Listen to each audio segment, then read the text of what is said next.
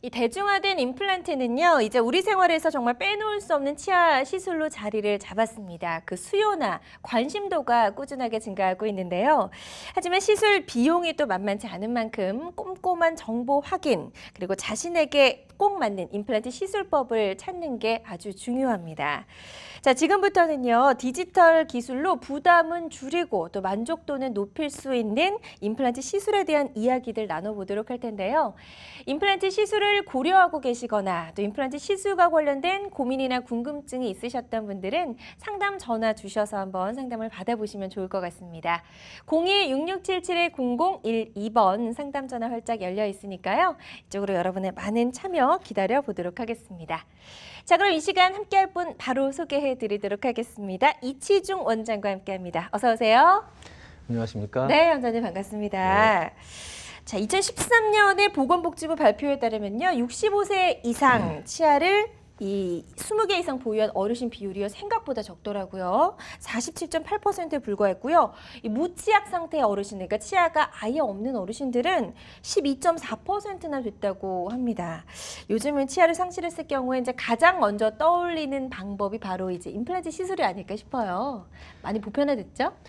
네, 예전에는 임플란트 시술에 대해서 어떤 것인지, 임플란트 진료가 어떤 것인지 진료실에서 설명을 상당히 자세하게 해드릴 때가 있었습니다. 네.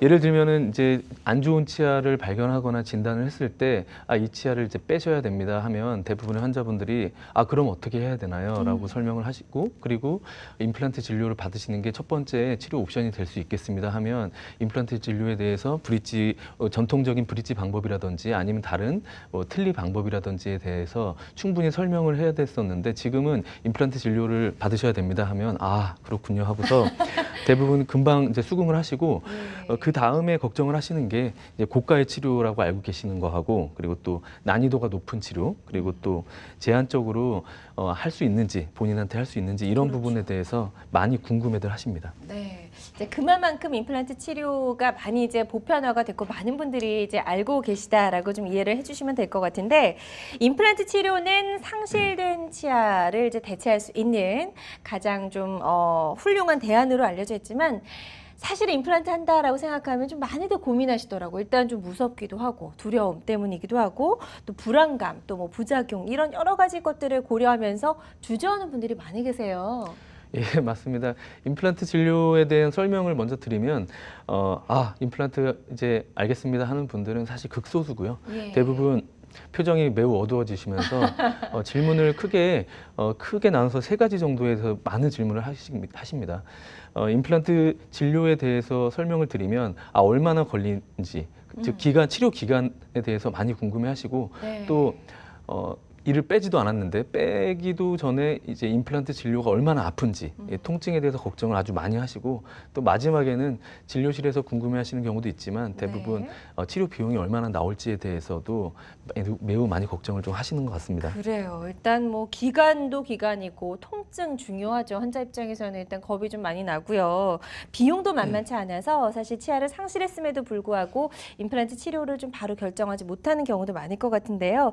오늘 방송 함께 하시면서 임플란트 치료에 대해서 조금 더 이해를 좀 잘 해보시고 고민하시는데 좀 도움이 되셨으면 좋겠습니다.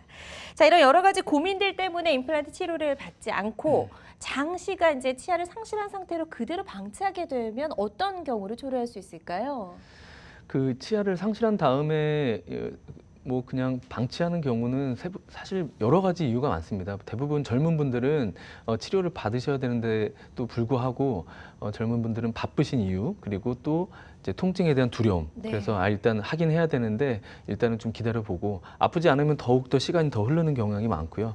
또 조금 더 고령의 분들은 비용 때문이라든지 아니면 또 그 이후에 일어날 여러 가지 고통에 대해서, 그리고 심지어 내가 또 얼마나 살겠냐 이런 농담까지 하시면서 치료를 미루시는 경우가 많은데요. 네. 네. 그 화면에서 보시는 것처럼 이를 이제 빼고 방치를 했을 때는 대부분 여러 가지 문제들이 생깁니다. 가장 대표적인 경우는 이제 옆에 치아들이 쓰러지는 경우가 이제 대부분이고, 이건 좀 그리고 심각해요. 예, 그리고 한 개인 경우에는 뭐 화면에서 보시는 것처럼 옆에 치아들이 약간 움직이고, 그리고 위에 치아들이 이렇게 내려오는데, 저게 대부분 뭐 하루 이틀 만에 생기는 건 아니고요.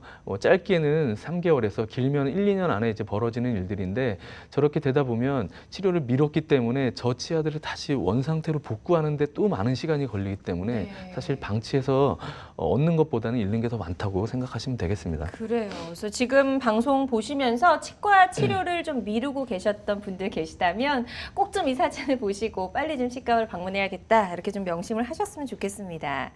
자, 그런데 요즘 치과 공포증을 줄이기 위해서 수면 치료를 이제 치과에서도 좀 많이 시행하고 있다, 이런 이야기도 좀 들었어요. 혹시 임플란트 시술을 받을 때도 수면 치료가 가능할까요? 네, 가능합니다.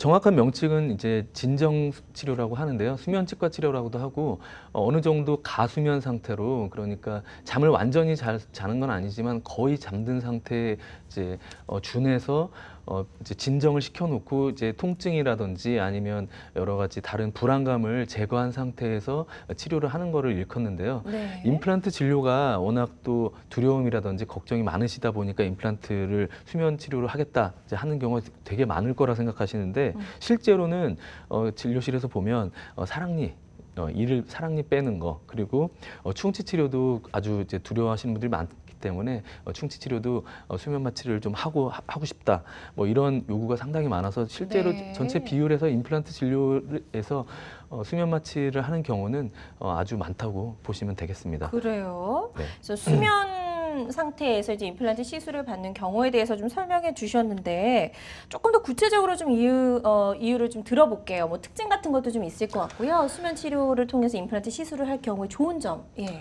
대부분 이제 수면 마취를 한 상태에서 이제 임플란트 진료가 시작이 되다 보니까 수면 마취를 하고 그리고 끝났을 때까지 환자분들이 기억을 못 하십니다. 그래서 수술이 다 끝났는데도 수술이 끝난지 대부분 모르시고, 그리고 진료 중에 있었던 일들을 기억을 못 하시기 때문에 진료실에 들어갈 때까지는 치아가 없는 상태였지만 수면 마취, 그리고 수면 마취 도중에 임플란트 시술이 진행되고 나면 실제로는 치아가 있는 상태에서 진료가 끝난다고 생각을 하시면 되고요. 네. 요즘에 뭐 성형외과 진료 때도 수면 마취를 많이 하고, 심지어 이제 전신 마취 진료까지 하다 보면 여러 가지 예기치 않은 일들이 벌어지는 경우도 이제 매스컴에서 많이 보도가 되고 있는데요. 네. 치과용에서 사용하고 있는 수면 마취의 약제는 안전하게 기량제라고 불리우는, 환자가 너무 깊이 잠들거나 아니면 원하지 않게 협조가 안 되거나 했을 때 깨우는 약물이 존재하고 있습니다. 그래서 진료실에서 어떤 분들은 너무 깊이 잠드셔가지고 조금 진료가 힘들어진다 하면 이제 기량제를 투여하면 즉시 깨서 다시 원상 복구가 되기 때문에 수면 마취 끝나고 났을 때 진료실에서 마지막에 약제를 투여하면 다시 원 상태가 돼서 귀가하실 때는 안전하게 귀가하실 수 있다고 생각하시면 되겠습니다. 그래요. 그래서 뭐 마취 이후에 혹시 깨어나지 못하는 건 아닐까, 이렇게 좀 두려운 분들에게도 좀 안심하실 수 있는 여러 가지 설명들을 좀 잘 해주셨고요. 사실 임플란트 시술은 통증이나 치료 기간뿐만 아니라 비용 때문에도, 이 만만치 않은 비용 때문에도 임플란트 시술을 미루는 분들이 상당히 많으신데요.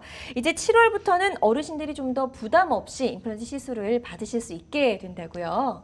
네, 임플란트가 건강보험에 적용을 받는다는 사실은 사실 요즘에 많은 분들이 이제 알고 계십니다. 하지만 올해 7월 1일부터는 이제 건강보험에서 본인 부담금이 50%에서 30%로 줄면서 임플란트뿐만 아니라 이제 어르신들은 틀니에도 적용을 받으시고, 그리고 이제 화면에서 보시다시피 평생 2개인 것까지는 동일하지만 만 65세 이상의 환자분들한테는 30%의 본인 부담금이 적용이 되고, 네. 틀니 또한 이제 7년에 한 번씩은 30% 적용이 돼서 본인 부담금이 적용이 되기 때문에 실제로 환자분들이 부담하는 액수는 조금 더 줄었다고 생각하시면 되겠습니다. 그래요. 이제 앞으로는 이제 뭐 여러 개의 임플란트를 하셔야 되는 분들도 좀 부담이 줄어들다 보니까 치과 치료를 미루는 그런 사례도 좀 줄지 않을까, 이렇게 좀 생각을 해봅니다.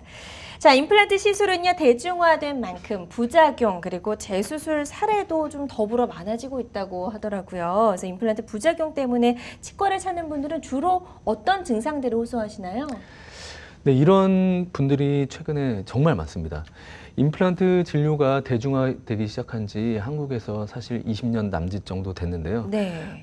점점 그 진료 횟수가 더 증가하면서 숙련되지 않은 치과 의사들 또는 잘 치료가 됐는데도 불구하고 환자의 이제 뭐 부적합한 관리 방법이나 이런 것들 때문에 임플란트도 자연 치아처럼 그 이후에 아주 많은 문제들을 야기하고 있는데요. 물론 그 관리의 문제들도 있을 수 있겠지만 시술 당시의 문제들도 있기 때문에 이제 크게 화면에서 보시는 것 같이 5가지 정도로 나눌 수가 있겠는데요. 네. 임플란트 시술을 받을 때의 출혈은 뭐 당연히 외과 시술이기 때문에 어느 정도 피가 날 수밖에 없습니다. 하지만 어떻게 수술을 하냐에 따라서 출혈을 적게 하냐 아니면 피가 많이 나냐에 좀 차이가 있을 수가 있고요. 출혈이 동반되면 어느 정도의 통증은 당연히 아플 수밖에 없습니다. 피가 나면 좀 아프죠. 그렇죠. 네, 그래서 통증도 출혈과 같이 조절을 할 수 있을 정도의 통증인지 아니면 심하게 많이 아픈지 그런 차이도 있고요. 네. 또 잘못된 식립 각도라고 해서 임플란트도 흔히 이제 환자분들도 심는다고 표현을 이제 하시거든요. 임플란트를 심는데 잘 심어야 합니다. 그래서 잘 심지 않으면 인공 치아이기 때문에 원래 있는 치아의 각도하고 다르게 심어지거나 아니면 최종적으로 올라갈 치아하고의 모양과 조화롭지 않게 되면 그 이후에 화면에서 보시는 것처럼 이를 낀 다음에 불편한 느낌, 잘 안 씹어진다든지 아니면 뭐 크게 볼이 씹힌다든지 혀가 씹힌다든지 이런 여러 가지 불편감을 이제 야기할 수 있고 최종적으로는 임플란트 치아가 빠진다든지 그 주변에 관리가 어렵게 돼서 염증을 일으키게 되는데 이 고통은 저는 임플란트 진료를 아직 안 받아봤는데 많은 분들을 진료하다 보면 이 부분에 대해서 아주 많이 이제 통증을 호소하십니다. 그래서 이런 부분들을 감안했을 때는 임플란트 시술 때 아주 적절하게 시술을 잘 받으셔야 된다고 생각을 하시면 되겠습니다. 그렇군요. 그래서 관리도 중요하고 시술을 받을 때 숙련된 전문의를 통해서 시술을 받아야지만 이런 부작용으로부터 조금 안전할 수 있다는 점도 유념을 해주셨으면 좋겠습니다. 자, 상실된 치아를 대신하는 임플란트 시술에 대해서 이야기를 나눠보고 있습니다. 방송 함께 하시면서 임플란트 시술과 관련된 고민이나 궁금증 있으시다면 상담 전화 주셔서 한번 상담을 받아보시면 도움이 좀 되실 것 같고요. 전화번호 고지되고 있습니다. 02-6677-0012번입니다. 상담 전화 활짝 열려 있으니까요. 이쪽으로 여러분의 많은 참여 기다려보도록 하겠습니다. 자, 그럼 오늘 첫 번째 전화 바로 연결해서 만나보도록 할게요. 여보세요? 네, 여보세요? 네, 안녕하세요. 반갑습니다. 네, 안녕하세요. 네, 목소리가 아주 좀 어린 분 같은데 혹시 나이가 어떻게 되시나요? 저는 27살입니다. 네, 혹시 본인의 고민이실까요? 아니면 혹시 부모님 이야기실까요? 저희 부모님 이야기. 네, 그럼 부모님 연세는 어떻게 되세요? 지금 50대 후반이세요. 네, 어떤 네. 점이 지금 궁금하신가요? 저희 아버지가 이제 며칠 전에 치과를 방문하셔가지고 이제 네. 아버지가 틀니를 한 10년 정도 사용을 하셨어요. 예. 그래서 이제 계속 틀니를 사용하시다 보니까 너무 불편하셔가지고 이제 임플란트를 교체로 하려고 하는데, 네네. 그러니까 아버지 상태가 윗니는 거의 없으시고 아랫니도 앞니밖에 없으신 상태예요. 네. 그래서 임플란트를 하고 싶어 하시는데 이제 그 기간이 2년에서 3년 정도 걸린다고 하시더라고요. 임플란트 시술 기간이요? 네네. 네네. 그래서 너무 좀 기간을 단축시킬 수 있는 방법은 없을까 하고. 네, 일단 아주 효녀십니다. 부모님의 임플란트 시술에 아주 관심이 많으시고 걱정이 돼서 전화 주셨고요. 전화 주셔서 네. 감사드립니다. 일단은 그렇다면 지금 이제 윗니 상태는 전혀 없으시고 아랫니는 앞니 정도가 있으신데 임플란트 네. 시술 기간에 대해서 좀 문의를 주셨어요. 한번 원장님의 상담을 네네. 들어보도록 하겠습니다. 네, 안녕하세요. 네, 안녕하세요. 네, 정말 효녀시네요. 네. 네. 50대 후반의 아버님이 지금 위에는 치아가 거의 없으시고 아래쪽에는 앞니만 있으시다고요? 네네. 틀니는 지금 사용을 하고 계시죠? 네, 지금 사용은 하고 계시는데 거의 사용을 못 하고 계세요. 불편하셔서. 네, 이런 경우가 아주 많습니다. 그 현재 쓰고 계신 틀니를 기반으로 해가지고 임플란트 치아로 교체를 하는 과정을 아주 순조롭게 할 수가 있는데요. 이따가 제가 방송에서 조금 더 그런 케이스들을 보여드릴 텐데요. 지금 궁금해하시는 부분이 2, 3년 정도 걸리는 시간이 너무 길다고 느끼시는 거죠?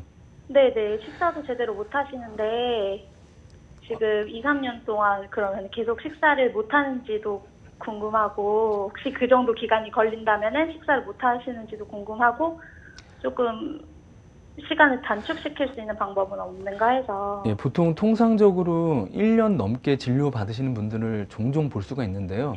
네. 정상적인 방법대로 진행이 된다면 1년을 넘는 경우는 사실 흔하지 않습니다. 그리고 요즘에는 치과 의사들의 많은 연구와 고민을 통해 가지고 그 시간을 네. 단축시키는 거에 대해서 많은 연구가 진행이 돼서 최근에는 임플란트 시술 후에 틀니에서 임플란트로 진행되는 이 과정을 어떻게 하면 더 빠르게 할 수 있을지에 대해서 많은 연구가 진행이 되고 실제로 시술 방법들이 많이 개선이 됐기 때문에 지금 따님이 걱정하시는 것보다 훨씬 더 짧은 시간 안에 해결할 수 있고, 다만 그 현재 뼈 상태라든지 그리고 현재 틀니의 상태를 잘 고려해서 진료 계획만 잘 세우면 제가 보기에는 아직 뵙지 않았지만 10달 안에는 무조건 완료가 될 수 있을 거라고 생각이 됩니다. 물론 그거보다 훨씬 더 단축시킬 수 있겠지만 아직 엑스레이나 여러 가지 3차원 사진을 보지가 않았기 때문에 더 이상 말씀드릴 수는 없지만 잠시 후에 설명드릴 내용처럼 임플란트 종류라든지 아니면 치료 계획만 잘 세운다면 따님이 걱정하시는 것처럼 아버님이 틀니에서 임플란트 진료까지 넘어가는 과정이 그렇게 힘들지만은 않을 걸로 예상이 됩니다. 네.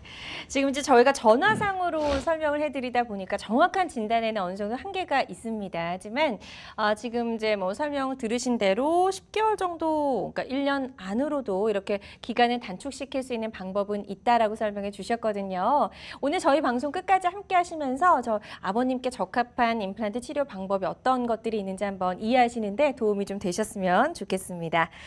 네, 계속해서 이분들처럼 임플란트 시술과 관련된 고민이나 상담 궁금하신 분들 상담 전화 저희가 받아보고 있습니다. 02-6677-0012번 상담 전화 활짝 열려 있으니까요. 이쪽으로 계속해서 여러분의 많은 참여 기다려보도록 하겠습니다. 자, 건강 매거진 2부 함께하고 계시고요. 이치중 원장과 함께 임플란트 시술법 알아보고 있습니다. 자, 그럼 지금부터는요. 어떻게 하면 임플란트 시술 부작용 위험으로부터 조금 우리가 안전할 수 있을지 조목조목 좀 구체적으로 짚어보면 좋을 것 같습니다. 자, 그 전에 임플란트 시술 원리부터 좀 우리가 이해하면 도움이 될 것 같아요. 예, 맞습니다. 임플란트 진료도 그렇지만 좀 전에 전화 주신 분처럼 그 엑스레이나 이런 상태가 없는 상태 질문을 저도 사실 주변에서 많이 받는데 네, 애매하시죠? 답변하시기가. 전체적인 진료의 과정은 설명드릴 수가 있지만 치료 계획은 상황에 따라 달라질 수 있고 그렇죠. 그리고 상황에 따라서 적절한 치료 계획을 세우는 게 가장 중요한 부분이기 때문에 네. 사실 더 많이 말씀드리고 싶었지만 말씀 못 드리고 오늘 방송에서 제가 그런 영상이랑 자료를 많이 가져왔으니까 천천히 설명을 좀 드리겠습니다. 네.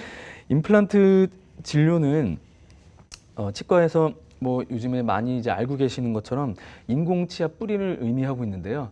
심는다고 표현하는 것처럼 임플란트를 잇몸뼈에 새로 심어서 그 치아가 고정이 되게 하는 건데요. 실제로 심는다는 표현처럼 잇몸뼈에 심어지면 고정이 됩니다. 근데 고정이 되고 나서 그게 실제로 치아가 씹는 힘에 저항을 해야 되기 때문에 그냥 고정만 가지고는 안 되고 네. 잇몸뼈하고 아주 단단하게 유착이 돼야 된다고 표현하는데요. 이 부분 때문에 치과 의사들이 오랜 동안 연구와 그리고 많은 실험들이 계속되어 왔습니다. 그래서 최근에는 많은 발전이 이루어지면서 잇몸뼈하고 더 강력하고 더 빠르게 붙게 해서 실제로 치아가 심어지면 처음엔 고정이 돼 있었지만 그 이후에는 잇몸뼈하고 이제 한 몸이 돼서 실제로 씹었을 때 이게 내 치아인지 임플란트인지 구분이 안 될 정도의 강력한 이제 결합력을 이루게 하고 있는 게 최근에 트렌드입니다. 그렇군요. 그래서 임플란트의 어떤 성공 여부는 이런 지금 설명해 주신 골 유착이 얼마나 잘 이루어졌느냐에 달려있다라고 해도 과언이 아니겠네요. 네, 맞습니다. 그래서 임플란트 골루착에 대해서 표면에 대한 부분을 얘기하는데 사실 너무 어려운 얘기는 이제 다 말씀드릴 수가 없지만 네. 임플란트도 결국 나사의 형태이기 때문에 잇몸뼈에 고정이 돼서 강력하게 이제 잘 딱딱하게 잘 이제 붙는다고 표현하는데 쫙 붙게 의사들이 많은 표면에 대한 연구를 해왔습니다. 근데 임플란트 회사 제조회사에서 제조가 된 다음에 이 치과에서 시술되는 이 과정까지 이제 배달이 돼서 오는 그 과정에서 많은 시간들이 로스가 되는데 그렇죠. 실제로 최근에 연구에 따르면 생산된 즉시에서 임플란트가 나중에 수술 시까지 한 달만 흘러도 임플란트 표면이 뼈하고 단단하게 붙기에는 그 표면에 오염이 많이 됩니다. 오염이라고 표현하니까 조금 이상한데 네. 그 주변에 탄화수소라고 해서 이제 공기 중에 이제 존재하는 여러 가지 물질들이 공기 중에 달라붙어서 마치 이제 신선한 상태가 아니고 임플란트 그 주변에 약간의 노화라고 표현하는데 이런 부분들이 생겼습니다. 그래서 최근에는 미국의 이제 UCLA 치과대학의 한 교수님이 이런 부분에 대해서 연구를 하다가 UV를 임플란트 표면에 조사하면 이 표면이 다시 최근 생산한 임플란트처럼 아주 신선하게 바뀌면서 더 빠르게 치아 표면에 잇몸뼈 표면에 결합이 된다는 사실을 알게 되고 이 부분에 많은 연구와 발전이 이루어졌습니다. 화면에서는 뭐 표면 전화라든지 어려운 말들이 나오는데 저런 어려운 말들의 결론은 네. 더 빠르고 그리고 강력하게 잇몸뼈에 붙는다는 사실이 개발이 되면서 많은 연구가 이루어졌습니다. 그렇군요. 그래서 임플란트가 내 이에 심어지기까지 걸리는 시간 동안 어떻게 좀 변화가 있었다면 그거를 임플란트를 바로 생산된 임플란트와 비슷한 정도로 다시 회복시키는 기술이 개발이 됐다라고 이해를 해주시면 될 것 같고요. 그럼 이런 그 친수성 물질로 처리했을 때 일반 임플란트 비교했을 때 좀 차이점이 얼마나 큰지 좀 비교해 주시면 좋을 것 같아요. 이 부분에 있어서는 사실 이제 의학적인 연구가 많이 이루어져서 이제 논문에는 많이 표현이 되고 있는데 이제 시청자분들께 어려운 얘기를 하면 너무 이제 졸릴 수 있으니까 네. 실제로 이제 이해를 돕기 위해서 이제 여기 시청자분들 중에서는 이제 연세가 있으신 분들이 있으실 테니까 이해하기 쉽게 설명을 드리자면 상처가 났을 때 이제 피가 나고 피가 난 게 응고가 돼서 딱지가 지면 빠르게 상처가 치유가 됩니다. 네. 다시 말해서 혈액이 얼만큼 상처 부위에 공급이 되냐에 따라서 이제 창상에 치유가 도모가 되는데 임플란트 진료도 결국에 인공치아를 새로 잇몸뼈에 새로 심는 거기 때문에 이게 얼만큼 혈액이 공급이 돼서 이게 실제 자연 본인 치아로 바뀌느냐의 문제이기 때문에 네. 결국에 임플란트가 들어갔을 때 이 혈액이랑 얼만큼 빠르게 결합되느냐인데 화면에서 보시는 것처럼 영상이 지금 나오고 있네요. 네, 일반 임플란트는 아무래도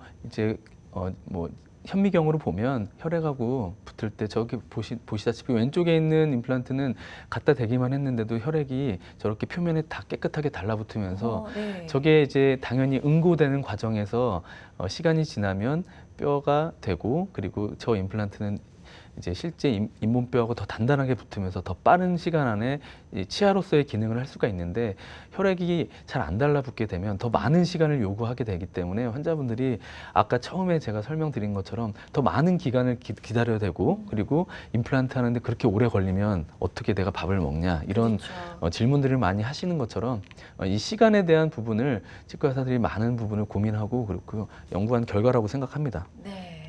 자, 이렇게 여러 가지 부분들을 우리가 꼼꼼하게 따져보고 임플란트 시술을 결정을 해야 될 것 같습니다.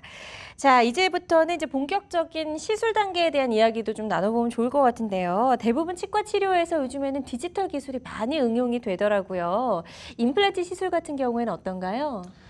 임플란트 진료도 뭐 다른 치과 치료처럼 똑같이 환자분들이 가장 고민하시는 거는 진료 시간이랑 그리고 진료 기간입니다. 그리고 사실 기간도 기간이지만 치과 의사들한테는 더 정확성을 요구하는 진료가 많기 때문에 치과에서는 뭐 0.1mm가 보통 아주 큰 오차를 의미하기 때문에 네. 더 정교한 진료를 요구하는데 이 부분에 있어서 디지털 기술이 많이 보급이 되면서 진전이 이루어졌습니다. 그 중에서는 이제 디지털 기술을 이용한 본뜨기라든지 그리고 시술 전에 모의 시술이라든지 뭐 이런 부분 때문에 치료 진단 단계에서부터 완성되는 단계까지 디지털 기술을 이용해서 더 정확한 진료들이 이루어지고 있다고 생각을 하시면 되겠습니다. 네, 지금의 내용도 이제 영상으로 또 도움이 될 수 있게 준비를 해주셨다고 하는데 영상 보면서 구체적인 설명 더 들어보도록 하겠습니다. 예, 화면에서 보시는 것처럼 뭐 치과 진료를 한 번이라도 받아보신 분들은 대부분 본뜨기에 대해서 다 알고 계십니다. 본뜨고. 네, 턱이 아팠어요. 네.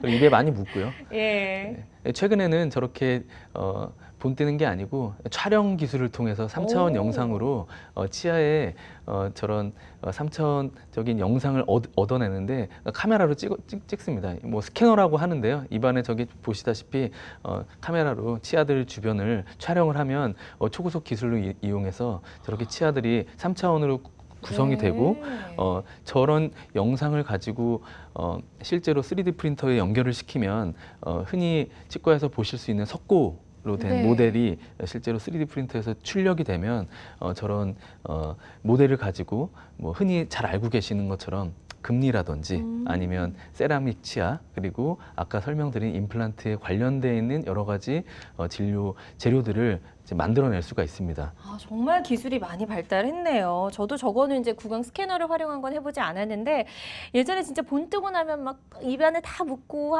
굳는 동안 기다리는 것도 상당히 힘들었는데 그런 시간들을 이제 전혀 고려를 안 하셔도 될 것 같다는 생각이 좀 들었고요. 아, 또 요즘 시술 전에 모의 수술도 좀 미리 해볼 수가 있다고요. 임플란트 진료뿐만 아니라 치과 진료 자체가 사실은 정교한 진료다 보니까 술자, 그러니까 의사의 경험 그리고 진료 능력 그리고 시술 경험 실력이라든지 이런 부분에 의해서 많이 좌우가 됩니다. 하지만 의사도 사람이다 보니까 컨디션이 좋은 날도 있고 그렇지 않은 날도 있고 그리고 또 바쁜 날도 있고 그렇지 않은 날도 있습니다. 그렇지만 환자들 입장에서는 항상 일정한 진료를 받기를 원하고 그리고 또 실제로 그렇게 돼야 되기 때문에 치과 의사들이 많은 연구를 거듭해서 최근에는 디지털 기술을 이용해서 모의 수술도 시술 전에 미리 하고 그리고 또 시술 당시에도 그런 기술들을 이용해서 모의 수술을 했던 게 그대로 재현될 수 있도록 또 그 안에서 비슷하게 재현을 하는데요. 지금 화면에서 보시는 것처럼 임플란트를 심기 위해서 이가 하나도 없는 분이신데요. 아래쪽에 치아가 하나도 없지만 치아들을 심기 위해서 저렇게 모의 수술 단계에서 치아가 어디에 위치할 것인지 그리고 치아를 어디 위치시키기 위해서 임플란트 뿌리를 어디쯤에 심어야 될지 안전하게 잇몸에 있는 신경이라든지 옆에 있는 치아, 잇몸 이런 3차원적인 각도들을 계산해서 저렇게 3차원으로 미리 모의 수술을 하고 아까 설명드린 것처럼 저런 기술을 이용해서 실제로 내비게이션 기술을 이용해서 실제로 저것을 시술 당시에 그대로 옮길 수 있는 또 기술이 있습니다. 그렇군요. 그래서 이런 최첨단 기술이 활용된 임플란트 시술 방법에 대해서 설명을 들어보고 있습니다. 부작용 그리고 재수술의 위험을 낮추기 위해선 정말 꼼꼼한 사전 준비가 필요한 것 같다는 생각이 들고요. 자, 이런 임플란트 시술 치료 후의 모습도 좀 치료 전에 미리 만나볼 수 있다고요. 네, 아까는 이제 모의 수술 단계를 설명을 드렸었는데요. 모의 수술도 수술이지만 사실 수술이라는 거는 임플란트 진료 그러니까 뿌리 속에 잇몸뼈 속에 들어갈 이제 뿌리들을 위치시키는 건데 제가 고령의 환자분들 어르신들도 진료하고 그리고 또 심지어 20대 초반의 여성들도 진료를 하다 보면 수술은 잘 됐지만 나중에 치아를 끼울 때쯤에 이 모양이 아닌데 아니면은 이런 단계 를 건너뛰고 하다 보면 나중에 이 치아는 이렇게 모양을 해주세요. 저는 이런 걸 생각하지 않았어라는 그 불평을 종종 듣는 경우를 봅니다. 그렇군요. 그렇기 때문에 수술이 아무리 잘 됐어도 치아가 들어가는 과정을 무시하게 되면 이 환자하고의 분쟁이 생기는 경우도 종종 있는데요. 지금 화면에서 보시는 것처럼 처음에 진료 전에 임플란트 프리뷰 단계에서 임플란트를 하지도 않았지만 치아가 들어간 다음에 치아의 모습들을 입안에 옮겨서 저렇게 웃는 모습이라든지 그리고 이가 얼만큼 보이는지 심지어 색깔까지도 미리 선택을 한 다음에 대부분 환자하고 어느 정도의 이제 합의에 이르면 그때 거기에 맞는 자세한 치료 계획을 또 세우고 그리고 그 치아를 나중에 실제로 옮기는 과정을 하게 되는데 이런 기술 때문에 수술도 수술이지만 마지막에 치아가 들어갔을 때 환자분들이 더 좋아하시는 것 같습니다. 그래요. 일단 치료 후의 모습을 미리 만나볼 수 있다는 점에서는 환자들에게서는 아주 반가운 소식이 아닐 수가 없는데 제작 과정이 좀 번거롭지 않으실까 싶어요. 굉장히 이제 임플란트 시술 전에 여러 가지 과정들이 좀 많다는 생각이 들거든요. 환자 입장에선 좋지만요. 네. 복잡합니다. 근데 복잡한 거는 병원에서 복잡한 거고요. 실제로 진료실에서 환자분들이 겪는 복잡함은 전혀 없는데요. 네. 저희가 준비를 많이 기공센터하고 이렇게 하게 되면 실제로 환자의 입장에서는 치아를 깎지도 않고 뽑지도 않았지만 입안에 어떤 치아가 들어갈지 3D 프린터로 재현된 모델을 가지고 입안에 잠깐 끼워보고 그걸 가지고 거울을 보면서 아 내가 원하는 치아가 이 모양이 맞네. 그리고 이렇게 되면 웃을 때 보이는 양도 네네. 이렇게 되겠구나. 그리고 뭐 어금니가 없는 경우에는 어금니가 보였을 때 이런 느낌이구나 하는 부분들을 미리 조금 재현을 해보고 체험을 해볼 수 있는 것 같습니다. 그래요. 아무래도 네. 이렇게 미리 체험을 해보기 때문에 임플란트 시술 후에 내 모습까지 예측할 수 있어서 환자들에게서는 정말 뭐 불편함이라든지 뭐 이런 여러 가지 것들을 좀 줄일 수 있는 아주 좋은 그런 방법인 것 같다는 생각을 해봅니다. 자, 이렇게 디지털 기술로 진화하고 있는 임플란트 치료에 대해서 이야기를 나눠보고 있습니다. 저희 방송 함께 하시면서 임플란트 시술을 고려하고 있는데 고민이 있으시다면 전화 주셔서 상담 받아보시면 좋을 것 같고요. 02-6677-0012번 상담 전화 활짝 열려 있습니다. 자, 다음 전화 바로 연결해 보도록 할게요. 여보세요? 네, 여보세요? 네, 반갑습니다. 네, 전화 주신 분 나이가 어떻게 되시나요? 원래 마흔이요. 네? 마흔. 40이시고요. 네. 예, 지금 어떤 점이 궁금해서 전화 주셨나요? 제가 임플란트를 했는데요. 네네. 그 염증이 생겨서 다시 이게 뽑게 됐어요. 네. 네.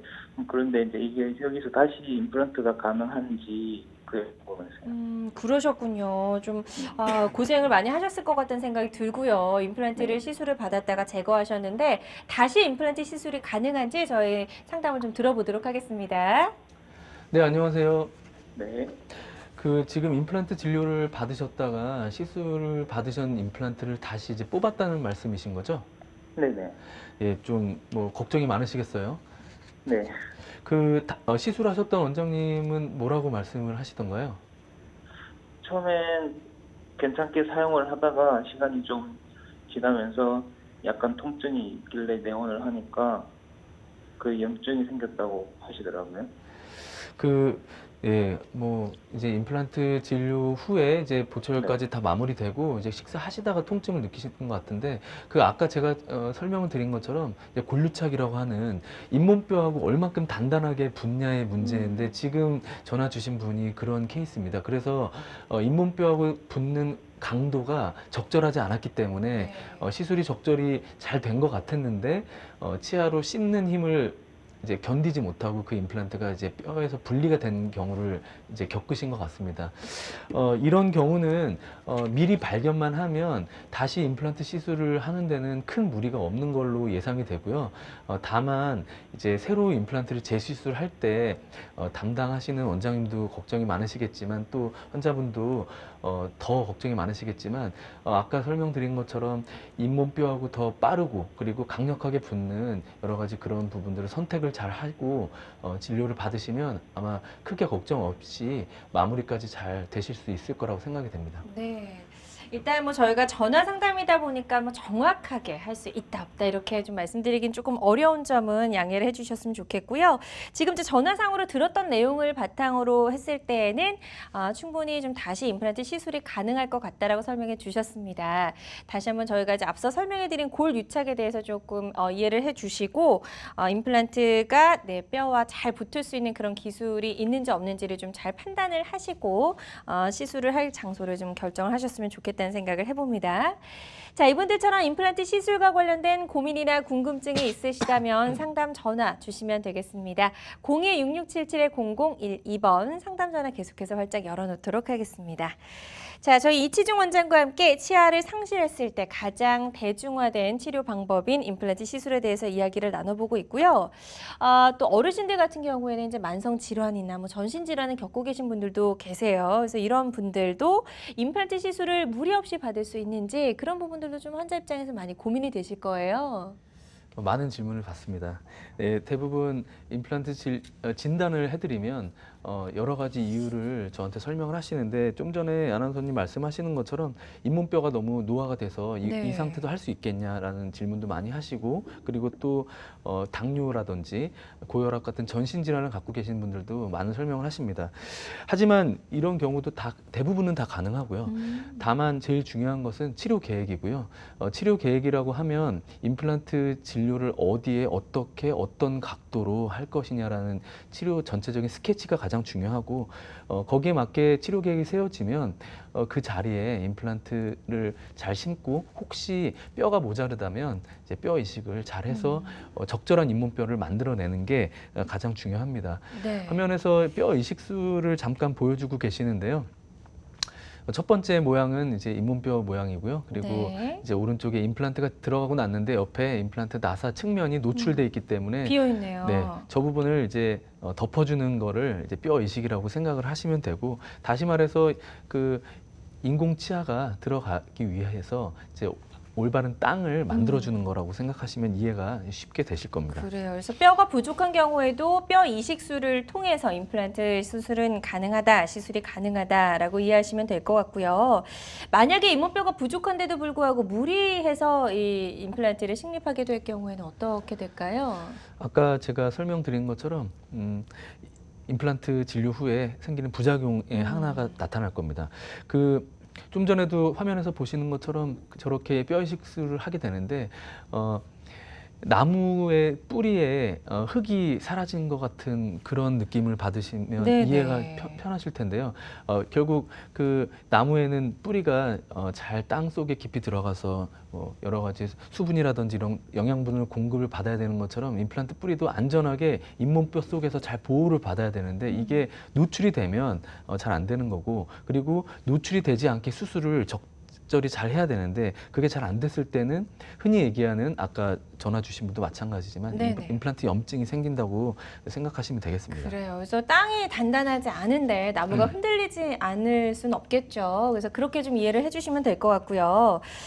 치료 계획을 세우는 것도 중요하지만 임플란트 시술하기 전에 본인의 잇몸뼈 상태를 정확하게 점검하는 것도 무엇보다 중요할 것 같습니다. 자, 앞서 임플란트에도 종류가 여러 가지가 있다라고 설명해 주셨는데 그럼 뼈 이식에 사용되는 재료도 여러 가지 좀 종류가 있을까요? 네, 아주 많습니다. 근데 뼈 이식제를 이제 설명을 쭉 드리면 사실 이거는 환자분들한테 일일이 설명을 드리지는 않지만 네. 치과 의사들의 강연이라든지 뭐 학회에서는 많은 보고가 이루어지고 있고, 그리고 이걸 가지고 어떻게 하면 치과 의사들이 더 잇몸뼈를 빠르고 그리고 올바르게 만들 수 있는가가 연구가 진행되고 있습니다. 그래서 네. 뭐 크게 설명드리면 가끔 환자분들이 저한테 여쭤보는 경우도 있습니다. 뼈 이식 하셔야 됩니다 하면 뼈가 어디서 나나요? 네. 뼈가 어디서 나냐고. 사실 저도 많이 궁금했어요. 예, 이걸 어디서 가져오나요? 예. 그런 질문을 하시는 분들이 제가 보니까 5% 정도 되시는 것 같아요. 예. 네. 근데 사실 정말로 예전에 10여 년 정도 전에는 엉덩이 뼈에서 떼기도 했었고요. 그리고 전신 마취를 하기도 했었고, 그리고 이제 턱끝이라든지 턱끝 여기 열어서 턱끝이라든지 아니면 안쪽에 이쪽 턱뼈도 떼기도 했었는데 네. 그 과정 자체가 너무 힘들고 그리고 아무도 하려고 하지 않습니다. 그게 더 환자분들이. 대수술 같아요. 네. 예. 이제 그 이유는 잇몸뼈를 이식해서 이게 안전하게 다시 그 환자분의 뼈로 바뀌어야 되는데 그 부분에 있어서 연구가 덜 이루어졌었고, 최근에는 이제 합성뼈도 있고 그리고 동물뼈도 사용하고 있고요. 그리고 조직은행에서 이제 이루어지는 다른 사람의 뼈도 쓰고 있는데, 이런 부분들을 설명을 들으시면 대부분 달가워하지 않습니다. 자기 몸에 다른 게 들어간다고 생각하시다 보니까 그렇죠. 그 부분에 있어서 더 많은 질문을 하시게 되고 임플란트 시술 자체에 대해서 대해서 고민하시게 되는 경우도 종종 봅니다. 그래서 최근에는 임플란트 시술을 위한 뼈 이식에 그 뽑기 전에 그 치아, 그러니까 뽑은 치아를 자체를 이용해서 물론 다른 사람의 치아는 쓸 수가 없고요. 본인 치아만 쓸 수가 있는데 네. 본인 치아를 뼈 이식에 물론 그 자체는 안 되고 가공을 해서 화학적으로 가공을 해서 그거를 뼈 대신 쓰게 되면 더 빠르게 혈액 공급이 되면서 본인 뼈로 이제 변화되는 보고가 많아서 실제로 임상에 많은 사용을 하고 있습니다. 그래요. 아무래도 자기 치아를 사용하게 되면 거부 반응은 덜할 것 같다는 생각이 들거든요. 네, 그래서 아까 설명드린 게 엉덩이 뼈라든지 예. 턱끝 뼈라든지 이런 부분들이 예전에 다른 사람 걸 쓸 수가 없었기 때문에 힘들지만 그런 대수술을 했었던 거고 지금은 다른 사람의 치아는 못 쓰지만 이를 빼면서 임플란트 진료 계획이 있다면 그 치아를 가지고 해당된 치아의 임플란트 시술을 할 때 사용하게 되면 면역 반응, 그러니까 뭐 이물 반응이라고도 표현하는데 염증이 절대 생기지 않죠. 그래서 최근에 많은 시술이 이루어지고 있고 진료를 하기 전에, 그러니까 이를 빼기 전에 그 치아를 보관하는 것도 중요합니다. 네, 그래서 뼈 이식에 대해서 이야기도 들어봤습니다. 자, 그리고 저희가 이제 방송을 통해서 시청자 상담을 이렇게 하다 보면 오랫동안 틀니를 착용하신 분들도 상당히 많더라고요. 그런 분들도 임플란트 시술이 가능한지 그런 분들도 좀 여쭤보시는 분들이 많거든요. 네, 아주 많죠. 대부분은 고령의 어르신들이 많으시고요. 그리고 그렇지 않은 뭐 40대, 50대 분들도 조금 더 젊으실 때 여러 가지 이유 때문에 치아를 전체를 다 상실하시게 되면 오랜 기간 동안에 틀니를 사용하고 계시는데, 틀니라는 게 저는 아직 써보진 않았지만 치과대학에서 이제 보통 학부생들한테 이를 빼고 틀니를 낄 수는 없지만 그쵸. 교육 과정에서 치아가 있는 상태에서 틀니를 한번 착용하게 합니다. 네, 학생 때. 경험을 해보는군요. 네, 교수님들이 한번 그래서 틀니가 얼만큼 불편하고 그리고 얼만큼 잘 만들어야 환자분들한테 만족감을 줄 수 있는지 학생들한테 가르치게 하는데요. 네. 그런 것처럼 대부분 환자분들이 이런 틀니 때문에 많이 고생을 하시는데, 요즘에는 완전한 틀니 말고 틀니에 어느 정도의 임플란트가 섞어서 적절한 위치에만 하면 많은 개수가 아니더라도 네. 틀니보다는 조금 더 나은 형태의 임플란트 틀니를 제작을 하는 수가 있습니다. 그렇군요. 그래서 몇 개의 임플란트만으로도 전체를 좀 커버할 수 있다는 설명 같은데 좀 자세한 설명이 필요할 것 같아요. 예. 네, 화면 보시는 것처럼 네.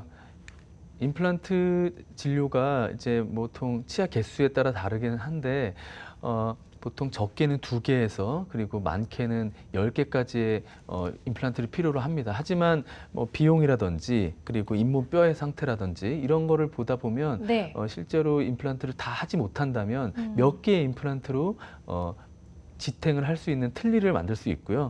그리고 그것은 이제 그 사람의 잇몸 뼈라든지 씹는 습관, 그리고 반대쪽의 치아, 이런 여러 가지를 고려해서 임플란트 개수를 정하게 되는데, 아까 처음에 방송 초반에 설명드린 것처럼 적절한 위치에 적절한 임플란트 계획을 세우는 게 가장 중요합니다. 네. 그러니까 임플란트와 틀니의 어떤 중간 단계라고 보시면 될 것 같습니다. 그래서 몇 개 임플란트만으로도 임플란트 틀니라는 것을 제작을 해서 전체 치아를 커버할 수 있는지 그 설명을 좀 들어봤고요. 예후가 좋았던 치료 사례 있으시면 하나 소개해 주시면 좋을 것 같은데요. 예, 오늘 보여드릴 케이스는 화면에서 보시는 것처럼 아래쪽에는 치아들이 여러 개 있는 것처럼 보이지만 실제로 쓸 수 있는 치아는 몇 개 없었고, 네. 60대 남성분이신데 이른 시기에 윗니는 다 상실하셨는데 바쁘시기도 하고, 그리고 치과 치료에 대한 공포심 때문에 그냥 포기하시고 화면에서 보시는 것처럼 상당히 어느 정도는 조금 보기 좋지 않게 저렇게 생활을 하고 계셨습니다. 그리고 그래요. 뭐 그러다 보니까 이제 틀니를 하긴 해야 되겠는데, 보통 저 정도 나이대 연세를 남성분들이 또 사회적인 위치가 있고 하시면 또 틀니는 사용을 안 하시려고 합니다. 그래서 네. 차라리 없거나 아니면 치과에 가는 것 자체가 싫으시기 때문에 버티시는 분들이 많아가지고 그런 경우를 종종 볼 수 있는데, 이분도 그런 분 중에 한 분이셨습니다. 그렇군요. 자, 이분 같은 경우에는 이제 임플란트 틀니 시술을 받으셨던 것 같은데 어떻게 시술이 이루어졌는지 자세한 과정도 좀 만나볼게요. 예, 지금 화면에서 잠깐 나오고 있는데 아래쪽에는 임플란트는 아니고 그 자연 치아를 이용해서 세라믹 오. 치아를 만들어 놨고 네네. 위에 쪽에는 기존에 사용하시던 틀니 말고 그리고 새로운 틀니를 만들었는데 얼굴 보시는 것처럼 같은 분이신데 인상이 상당히 아래쪽인데도 아주 훨씬 더 후덕하시고 그리고 얼굴도 더 젊어 보이시는 걸 느낄 수 있는데 그러네요. 저 과정은 임플란트 틀리긴 하지만 임플란트로 완전히 가기 위해 전 단계로 사용을 하기도 합니다. 임플란트를 전체를 다 하려면 많은 개수가 필요하기 때문에 네네. 비용이 좀 분담이 된다든지 아니면 여러 가지 전신 질환 때문에 여러 개 하지 못한다 하면 중간 단계로 저렇게 임플란트 몇 개 정도 하고 틀니를 착용하게 되면 얼굴 모양의 개선이 많이 이루어지고 저 부분에 있어서 많은 평가가 이루어진 다음에 다음 단계인 실제 완전 임플란트 단계로 가는 방법도 있습니다. 그렇군요. 그래서 이렇게 예후가 좋았던 사례를 저희가 좀 만나봤습니다. 임플란트 시술과 관련된 고민이나 궁금증도 좋고요. 지금 현재 틀니를 사용하고 계신데 임플란트 시술이 가능한지 궁금하신 분도 좋습니다. 상담 전화 주셔서 상담 받아보시면 도움이 되실 것 같고요. 02-6677-0012번 상담 전화 계속해서 활짝 열려 있습니다. 다음 전화 연결해서 바로 만나보도록 하겠습니다. 여보세요? 네, 여보세요? 네, 안녕하세요. 안녕하세요. 예, 네, 전화 네. 주신 분 나이가 어떻게 되실까요? 전 50대 후반이에요. 네, 50대 후반이시고요. 어떤 점이 지금 가장 궁금하세요?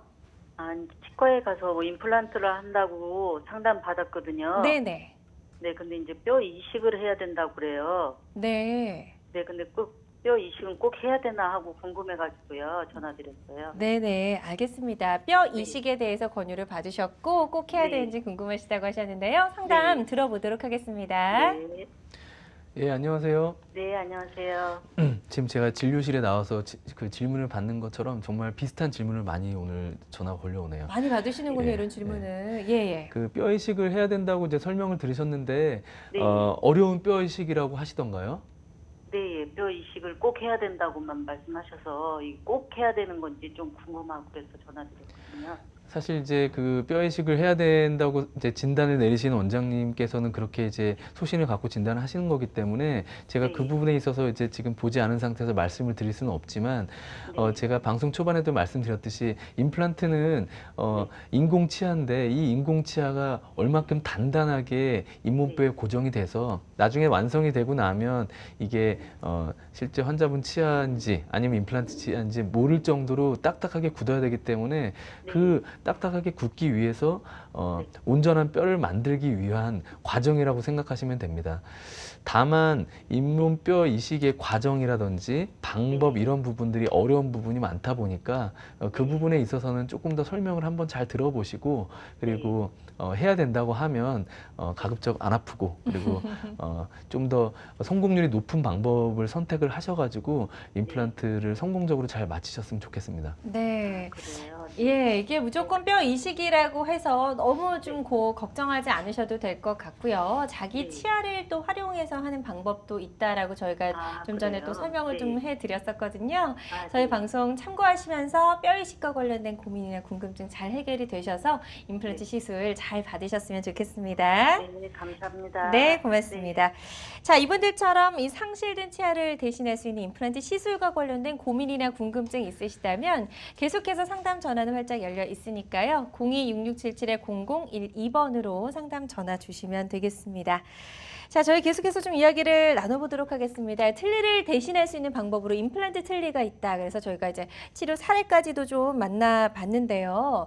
이 턱뼈 이상 때문에 치아가 좀 잘못 몰리거나 비대칭인 경우도 상당히 많더라고요. 이런 경우에는 뭐 보기에도 좀 안 좋지만 씹는 본인도 상당히 좀 불편함을 호소할 수가 있는데 이럴 때도 임플란트 치료로 증상을 개선시킬 수가 있다고요? 네, 화면에서 보시는 것처럼 치아가 상실되고 났는데 그 치아가 상실된 자리가 그대로 있는 게 아니고 다른 치아들이 움직이면서 저렇게 공간이 벌어지게 되는데요. 네. 저기에 임플란트를 할 수가 없기 때문에 임플란트 치료를 하기 위해서 다른 치아들을 잘 정리해 주는 과정이 필요합니다. 뭐 흔히 교정 치료라고 하는데 저 교정 치료도 요즘에는 뭐 편한 방법들이 많기 때문에 잘 정리해 주면 저렇게 보시는 것처럼 원하는 치아가 마지막에 깨끗하게 가지런하고 그리고 원래 모습대로 그대로 다시 들어가는 걸 볼 수가 있는데 네. 이런 치료 계획을 처음에 잘 세우지 않으면 나중에 치아가 들어가고 났는데도 환자분들이 이게 내가 원했던 모습이 아니기도 하고 또 그것 때문에 음식물이 낀다든지 아니면 뭐 혀가 씹힌다든지 이런 부분들이 생길 수가 있습니다. 그래요. 역시나 꼼꼼한 치료 계획 꼭 좀 기억을 해두셔야 될 것 같습니다. 이치중 원장과 함께 임플란트 치료에 대해서 이야기를 나눠보고 있는데요. 디지털 기술을 활용해서 부작용은 줄이고 또 재수술 위험을 낮출 수 있는 여러 가지 임플란트 시술법 살펴봤습니다. 임플란트 시술을 고려하고 계신 분들이라면 상담 전화 주셔서 상담 받아보시면 도움이 좀 많이 되실 것 같고요. 02-6677-0012번 하단에 전화번호 고지되고 있으니까요. 이쪽으로 전화 주셔서 궁금증 또 고민 속 시원하게 한번 해결을 해보셨으면 좋겠습니다. 자, 저희 방송 보시면서 그래 나도 이제 더 이상 미뤘던 임플란트 시술 더 이상 미루지 말고 좀 해봐야겠다 생각하시는 분들 많이 계실 것 같은데요. 시술을 받기 전에 어떤 점을 꼼꼼하게 따져봐야 되는지 마지막으로 좀 주의해야 할 점 짚어주시면 도움이 될 것 같아요.